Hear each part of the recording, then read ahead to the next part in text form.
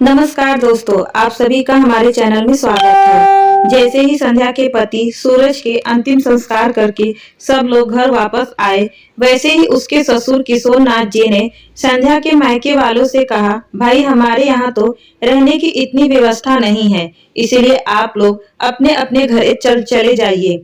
इतना सुनते ही संध्या के शादी को 12 साल ही हुए थे कि अचानक ही एक दिन सूरज का रोड एक्सीडेंट में मौत हो जाती है।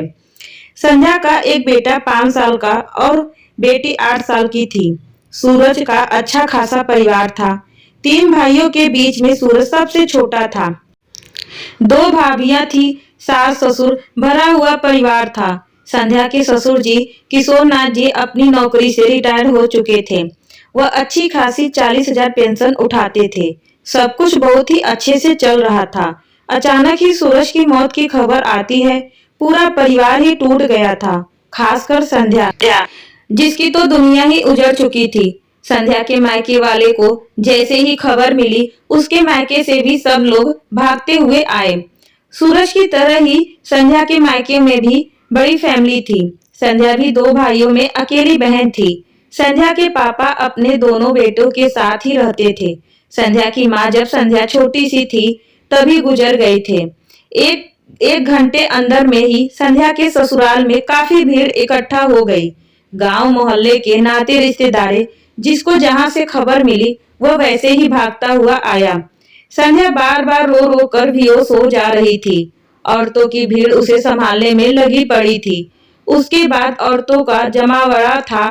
सारी तैयारी करने के बाद सब लोग सूरज को लेकर चले जाते हैं और इधर औरतों का अपना रिवाज शुरू होता है कि अनुसार पति के मरने के बाद औरतों के साथ जो दुर्गति होती है, आज वही सब कुछ संध्या के साथ हो रहा था।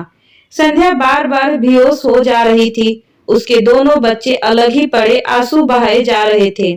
बहुत समझाने के बाद, बार बार बच्चों का मुंह दिखाने के बाद संध्या ने अपने आप को थोड़ा संभाल कर वह एकदम सन्न बैठी बार बार अपने बच्चों को निहार रही थी। सुबह से शाम हो गई और शाम के सारे मर्द सूरज का अंतिम संस्कार करके घर आ गए थे और करीब 1 घंटे बाद ही संध्या के ससुर किशोर नाथ जी ने संध्या के मायके वालों से कहा कि भाई हमारे घर तो इतने लोगों के रहने की व्यवस्था नहीं हो पाएगी। आप लोग का घर पास में ही है, आप लोग चले जाइए, फिर जिस दिन जरूरत होगी उस दिन चले आइएगा। किशोर नाथ जी के मुंह से ऐसा सुनकर संध्या के दोनों भाइयों ने संध्या को देखा। संध्या फिर से रो पड़ी थी। उसे अपने ससुर से तो ऐसी उम्मीद बिल्कुल भी नहीं थी कि ऐसे माहौल में वह व्यवस्था देख रहे थे। मेरे घर वालों को भगा रहे हैं। किशोर नाथ जी ने संध्या के मायके वाले को पसंद नहीं करते थे, ना संध्या को, क्योंकि सूरज और संध्या दोनों ने ही लव मैरिज करी थी, जिसके लिए सूरज अपने पूरे परिवार के खिलाफ जाकर शादी की थी। बस मजबूरी में किशोर नाथ और उसका पूरा परिवार बेटे को खोने के डर से संध्या को बर्दाश्त कर रहे थे। लेकिन जब बेटा ही नहीं रहा तो फिर संध्या पर रहम करने की जरूरत ही क्या थी। उन्हें किशोर नाथ जी की बातें सुनकर संध्या के मायके वाले तुरंत ही चले गए। बेचारी संध्या अकेले रह गई अपने सूरज की यादों के सहारे।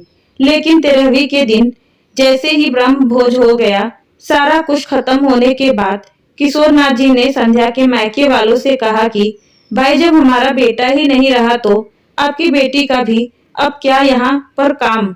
इससे बेहतर होगा कि आप लोग संध्या को अपने साथ लेकर चले जाओ, क्योंकि इसके खर्चे उठाने के लिए कोई भी तैयार नहीं है। मैं अपनी पेंशन के सहारे इसे अकेले पाल नहीं सकता, क्योंकि मेरी तो खुद भी दवाइयाँ के खर्च होते हैं। किशोर नाथ जी के मुंह से ऐसी बातें सुन संध्या की आंखों में आंसू झरने की तरह निकल रहे थे। उसे बिल्कुल उम्मीद ही नहीं थी कि सूरज के जाने के बाद उसका परिवार इस तरह से उसके साथ पेश आएगा। सूरज के दोनों भाइयों ने भी अपने हाथ खड़े कर लिए। कोई भी संध्या की जिम्मेदारी लेने के लिए तैयार नहीं था। किशोर नाथ जी की बातें सुन संध्या के दोनों भाइयों ने एक दूसरे को देखा और किशोर नाथ जी से कहा कि हम अपनी बहन का खर्चा भी उठा सकते हैं और उसे एक अच्छी जिंदगी भी दे सकते हैं। हमें हमारी बहन के लिए किसी और की सहारे की जरूरत नहीं, हम खुद अपनी बहन के लिए काफी हैं। उन्होंने संध्या को अपने साथ चलने के लिए कहा। भाइयों की बातें सुनने के बाद संध्या ने जब अपने भाभीियों की ओर देखा तो उनके चेहरे पर पति की बातें सुनकर संध्या के लिए ना कोई हमदर्दी थी, ना खुशी थी और ना प्यार था। दोनों ही अपने पतियों को देखे जा रही थी। भाभीियों का चेहरा देखकर संध्या समझ गई कि भैया फैसला से दोनों खुश नहीं हैं। इस समय संध्या के पास पति की मौत का गम मनाने का टाइम बिल्कुल भी नहीं था। इस समय उसे अपने बच्चों के लिए, खुद के लिए कुछ सोचना था, कुछ करना था। ससुराल वालों की बेरुखी और भाभीियों का रूप देखकर बुरी तरह से टूट गई थी। इधर भाइयों में और किशोरनाथ जी में बहस हो रही थी। उधर संध्या अपने आप से लड़ रही थी और आखिरकार उसने एक फैसला लिया और कहा, भैया मुझे किसी की सहारे की जरूरत नहीं है। मैं खुद अपना और अपने बच्चों का सहारा बनूंगी। बस मुझे आप लोगों के आशीर्वाद की जरूरत है। वह तो ठीक है छोटी, तू जो चाहे वह करो। फिलहाल तो तुम अभी हमारे साथ घर चलो। संध्या के भाई ने कहा तो संध्या ने कहा, नहीं भैया, ना मैं मायके में रहूंगी, ना मैं ससुराल में रहूंगी और ना ही मैं किसी के सहारे रहूंगी। जब मेरा सहारा ही भगवान ने छीन लिया तो फिर मैं दूसरा सहारा क्यों ढूंढ रही हूँ। आप लोगों ने मुझे इस लायक बनाया है कि मैं खुद ही अपने और अपने बच्चों का भविष्य बना सकती हूँ। बस आप मेरा एक छोटा सा काम कर दीजिए। इसी इलाके में, इसी एरिया में आप मेरे लिए एक छोटा सा किराया का घर ढूंढ दीजिए ताकि मैं कल ही यहाँ से चली जाऊं। संध्या किसी का सहारा नहीं लेना चाहती थी। उसे पता था कि अगर वह थोड़ा सा भी टूट गई तो उसके भाई उसे जबरदस्ती लेकर चले जाएंगे। लेकिन भाभीियों का रूप देखकर वह आने वाले माहौल के बारे में समझ गई थी।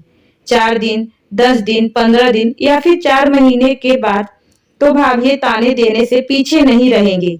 इसीलिए एक मुसीबत से निकलकर दूसरे मुसीबत में जाने से तो अच्छा है कि वह एक ही बार में सही रास्ता चुन ले और अपने पैरों पर खड़ा होकर इस लायक बन जाए कि वह अपना और अपने बच्चों का पेट पाल सकती है।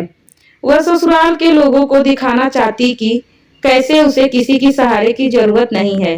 ना ही पति के जाने के बाद वह इतना टूट गई कि अपने बच्चों का पालन नहीं कर सकती। उसने अपना कुछ जमा पूंजी बचा कर रखा था और उसके पास कुछ गहने भी थे। सारा कुछ लेकर संध्या अगले ही दिन वहीं पास में ही ससुराल से कुछ ही दूरी पर एक किराया का घर लेती है और फिर ट्यूशन के क्लास शुरू कर देती है। सुबह बच्चों को स्कूल भेजने के बाद पूरे घर का काम निपटाकर के बाद शाम को 4 बजे रात तक 9 बजे तक लगातार ट्यूशन करती है, जिससे उसकी अच्छी खासी इनकम हो जाती। धीरे धीरे जब संध्या के बच्चे बड़े हो गए तो संध्या ने स्कूल में पढ़ाना शुरू कर दिया और आज उसकी हालत ऐसी थी कि वह अपने घर के साथ साथ किसी और का भी सहारा बन सकती थी। इतना दुख, इतना तकलीफ देखने के बाद एक बात तो संध्या को समझ में आ गई थी कि किसी ने सही कहा था, न बाप बड़ा न भैया बड़ा, सबसे बड़ा रुपया। कीमत न रिश्तों का है न परिवार का है, कीमत तो बस पैसों की है। जिसके पास पैसा है उसके पास हर रिश्ता है, जिसके पास पैसा नहीं है वह अकेला है, बिल्कुल ही अकेला। दोस्तों, यह कहानी काल्पनिक कहानी है, इस वास्तविकता से ना जुड़े। कैसी लगी यह कहानी हमें कमेंट में अपनी राय जरूर दीजिएगा। अच्छी लगी हो तो हमारे चैनल को सब्सक्राइब, वीडियो को लाइक शेयर करना मत भूलिएगा। फिर मिलती हूँ ऐसे ही कहानी के साथ, तब तक के लिए धन्यवाद।